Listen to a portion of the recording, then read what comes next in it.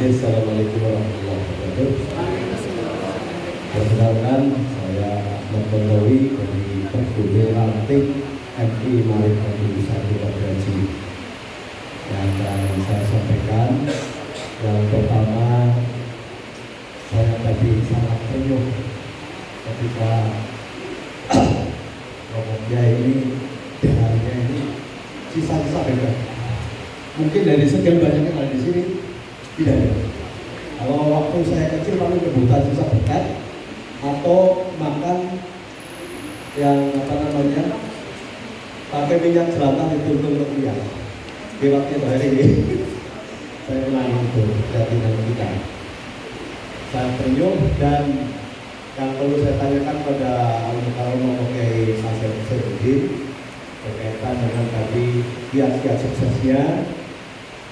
Pertama kekuatan doa Kiai. Saya percaya itu. Tapi kan kadang-kadang kita sudah berdoa berulang kali, kadang-kadang nggak berhasil. Apalagi kalau di buku tadi saya baca sujudnya sampai 10 menit. Kalau saya sujud 10 menit mungkin sudah bangunnya sudah subuhnya kalau kesiangan. Ini kiat-kiat agar doanya mantap bisa diterima oleh Allah Subhanahu Wa Taala itu seperti apa? Kemudian yang kedua pada para penulis sudah Adnan dan Pak Tohari sangat menyentil sekali tadi yang disampaikan Pak Tohari.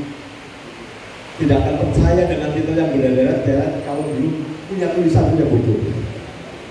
Padahal untuk menulis itu sangat sulit ya menurut saya. Khawatir baru nulis dibaca kelihatannya jelek, akhirnya nggak berani nulis. Apalagi sekarang mengurus ISBN kelihatannya agak susah juga. Kiat-kiat untuk bisa menulis yang praktis, mudah dan bisa dibukukan itu seperti apa? Itu aja, terima kasih. Assalamualaikum warahmatullahi wabarakatuh.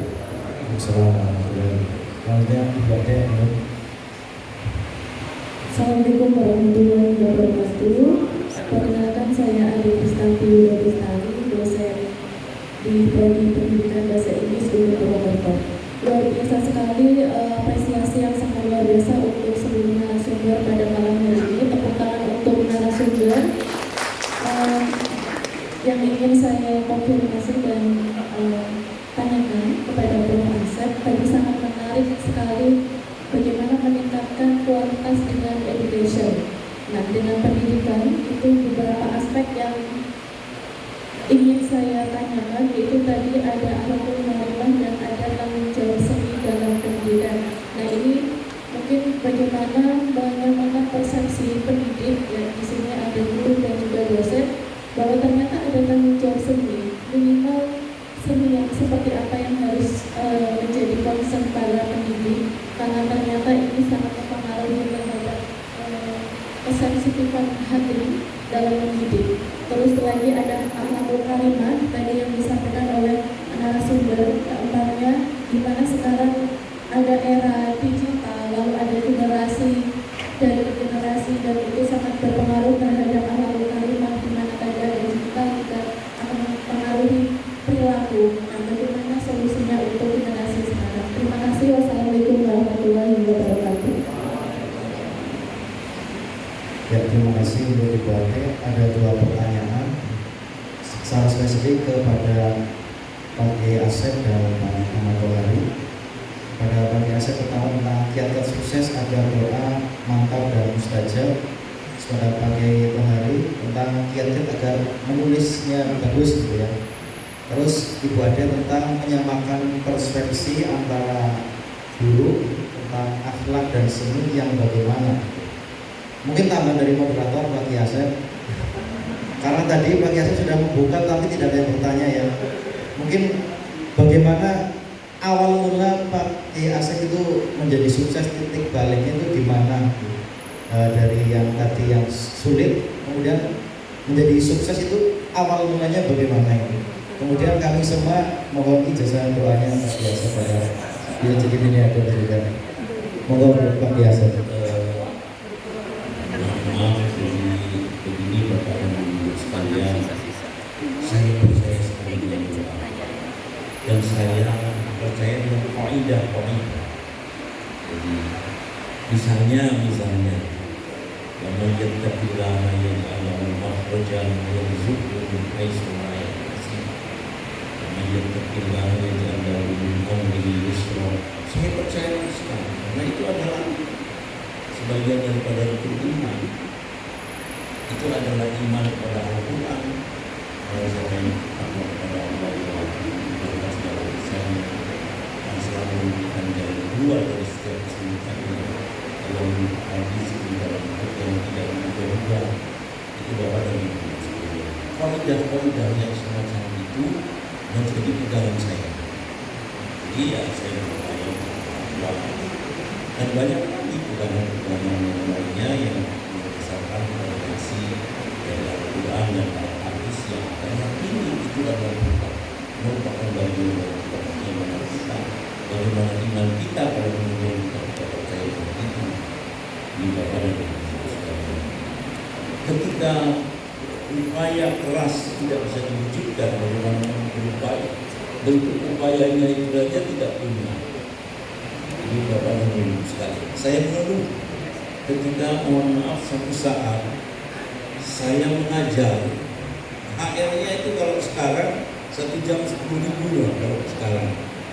Kalau dulu sekian ribu. Saya mengeluh kepada kakak saya. Kakak saya menjawab, jangankan kamu diberi HR, andaikan saya mengajar dan saya mengajar itu harus membayar, saya punya uang, saya mau melakukan itu. Status sosial itu perlu, katanya kakak saya. Itu Bapak dan Ibu sekalian. Status kamu menjadi guru itu perlu, apalagi masih mendapatkan HR.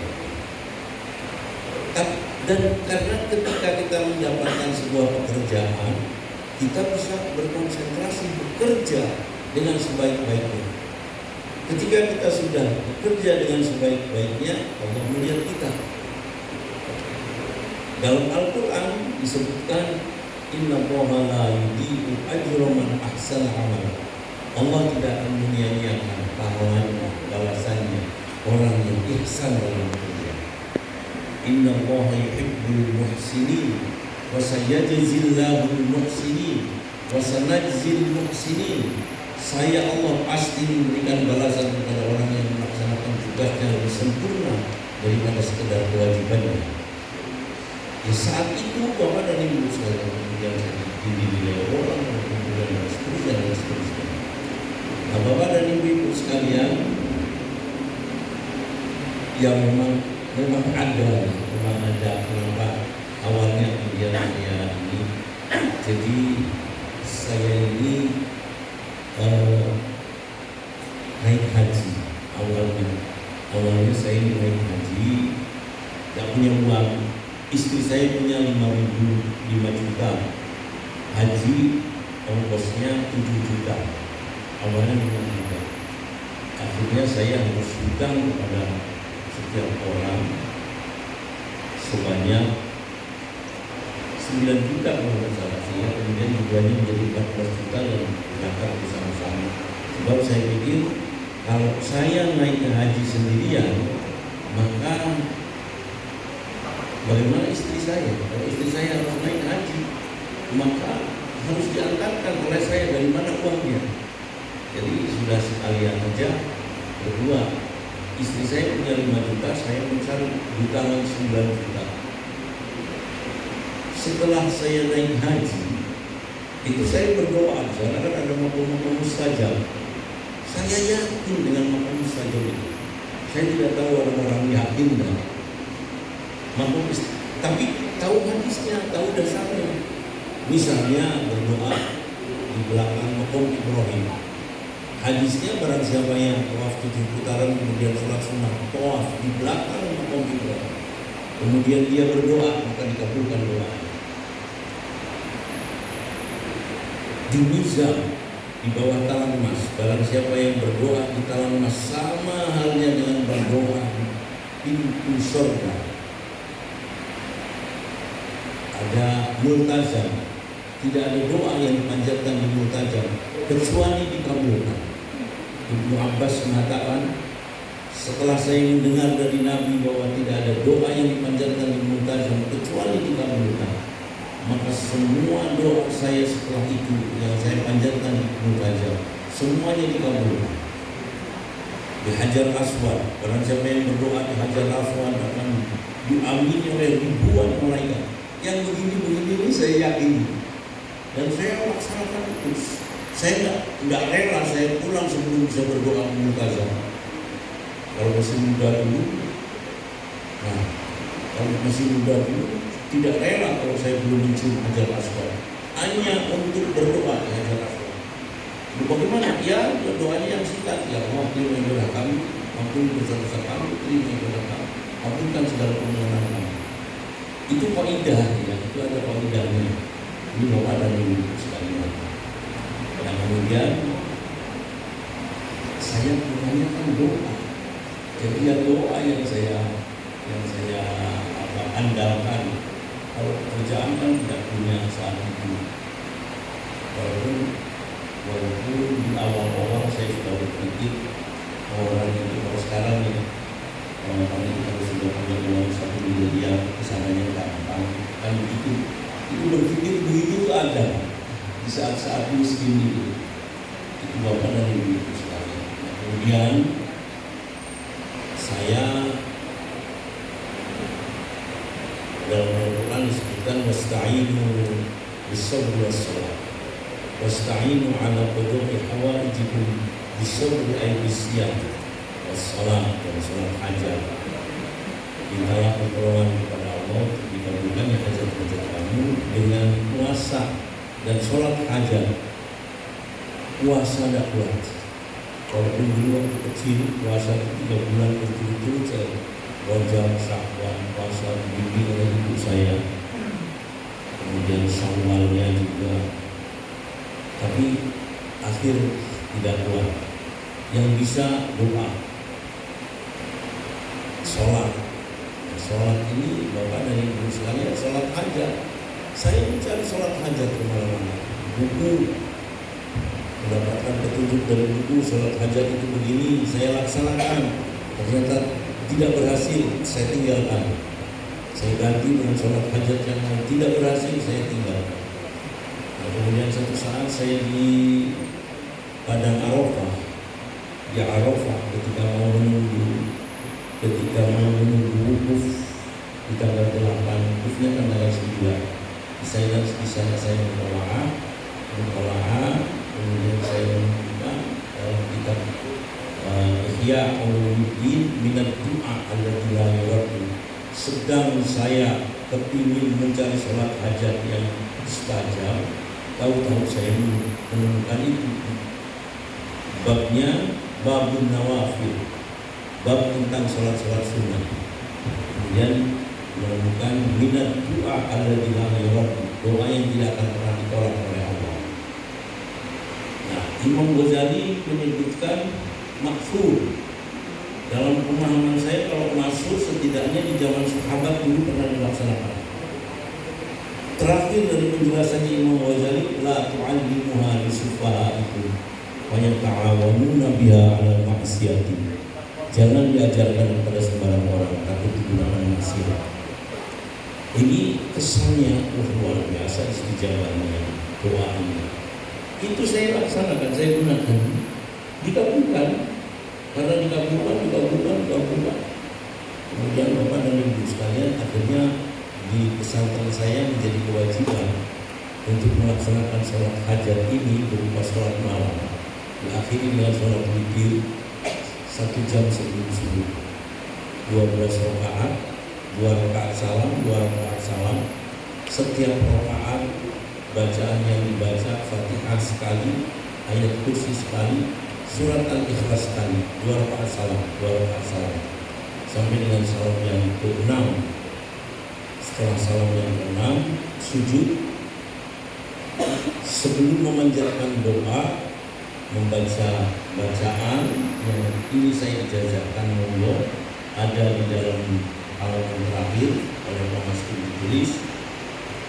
Subhanalladzi labisal izza wa qala bihi. Subhanalladzi ta'attafa bil majdi wa takarrama bihi. Subhanalladzi ahsa kulla shay'in bi'ilmihi. Subhanalladzi la yanbaghi tasbihu illa lahu. Subhanadzil manni wal fadli. Subhanadzil izzi wal karmi. Subhanadzil tawli. As'aluka bima'aqilil izzi min arshika wa muntaha rahmati min kitabika wa bismikal a'zami wa jaddikal a'la wa kalimatika tammati ammati allati la yujawizuhunna barun wa la fajirun an tusalli ala sayyidina Muhammadin wa ala ali sayyidina Muhammad. Kemudian setelah itu berdoa. Dalam berdoa, doanya saya panjang sekali dalam sampai 20 menit karena banyaknya yang diminta dan tidak usah malu-malu kepada Allah aja.